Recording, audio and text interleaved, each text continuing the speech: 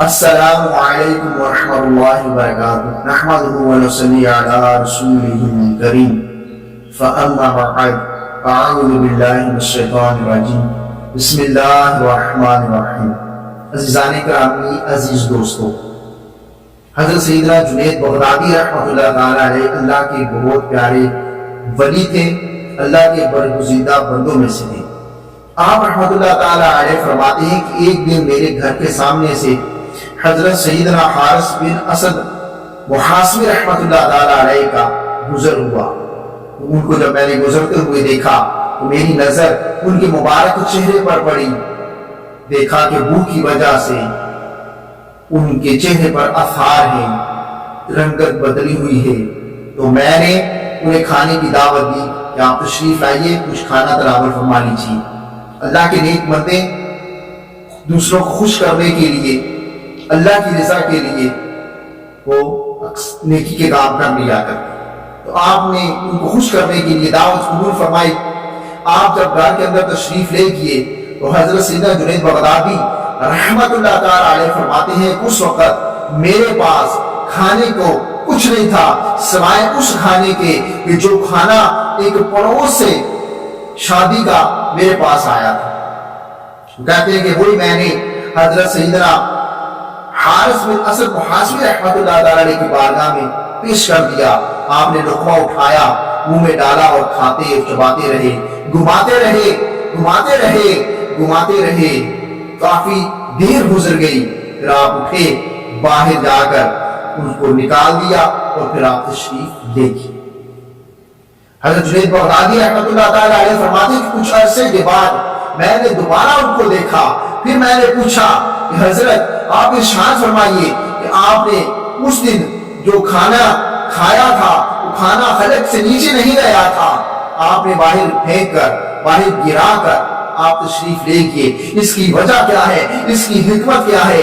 حضرت سیدنا حارث بن اسد محاسبی رحمت اللہ تعالی علیہ فرماتے ہیں، اے جنید بغدادی رحمت اللہ تعالی علیہ، اللہ تعالیٰ اور میرے درمیان یہ بات طے پا گئی ہے، یہ عہد ہوا ہے کہ کوئی بھی شبہ والی چیز میرے خلق سے نیچے نہیں جائے گی۔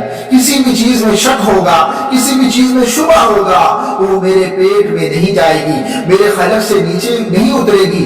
وجہ یہ تھی کہ اس کھانے کا میں کوشش کرنے کے باوجود آپ کو خوش کرنے کے لیے کھایا، لیکن میرے خلق سے نیچے نہیں گیا۔ وجہ یہ تھی کہ وہ اس میں شک و شبہ تھا، اس لیے میرے خلق میں نہیں گیا۔ تو آپ نے فرمایا کہ آج بھی آپ تشریف لائے ہیں تو آئیے، آج بھی آپ کی بارگاہ میں کھانا پیش کروں، کھانا تناول فرما لیجیے۔ تو جنید بغدادی رحمت اللہ تعالی علیہ فرماتے ہیں کہ میں نے ان کی بارگاہ میں ایک سوکھی روٹی کا ایک ٹکڑا، سوکھا ہوا ایک ٹکڑا پیش کیا۔ آپ رحمت اللہ تعالی علیہ نے وہ تناول فرما لیا اور فرمایا درویشوں کو ایسے ہی کھانا پیش کیا کرو۔ اللہ اللہ، اللہ کے نیک بندے سادہ کھانا اور سوکھا ہوا کھانا یا اس طرح کا کھانا تناول فرمایا کرتے تھے اللہ کی رضا کے لیے۔ آج ہم بھی دیکھیں ہمارے دسترخوانوں پر کتنی ڈشیں لگی ہوتی ہیں، کتنی چیزیں ہمارے دل کی خواہش کے مطابق لگی ہوئی ہوتی، لیکن اللہ کے نیک بندے کس طرح ان کی زندگیاں تھیں۔ تو ہم نے دیکھا کہ بھوک لگنے کی وجہ سے پھر بھی وہ کھا نہ سکے۔ اسی طرح جو بھی شبہ والی چیزیں ہوتی ہیں، حرام کی آمیزش حلال کے اندر ہوئی ہوتی ہے، تو اللہ کے نیک بندوں کو پتہ لگ جاتا تھا۔ حضرت سیدنا حارث محاسبی رحمت اللہ تعالی علیہ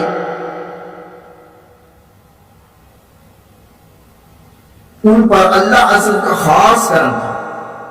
حضرت سیدنا ابو علی وقاق رحمت اللہ رزاق سے منقول ہے، آپ فرماتے ہیں حضرت سیدنا حارث بن اسد محاسبی رحمت اللہ تعالی علیہ کے بارے میں،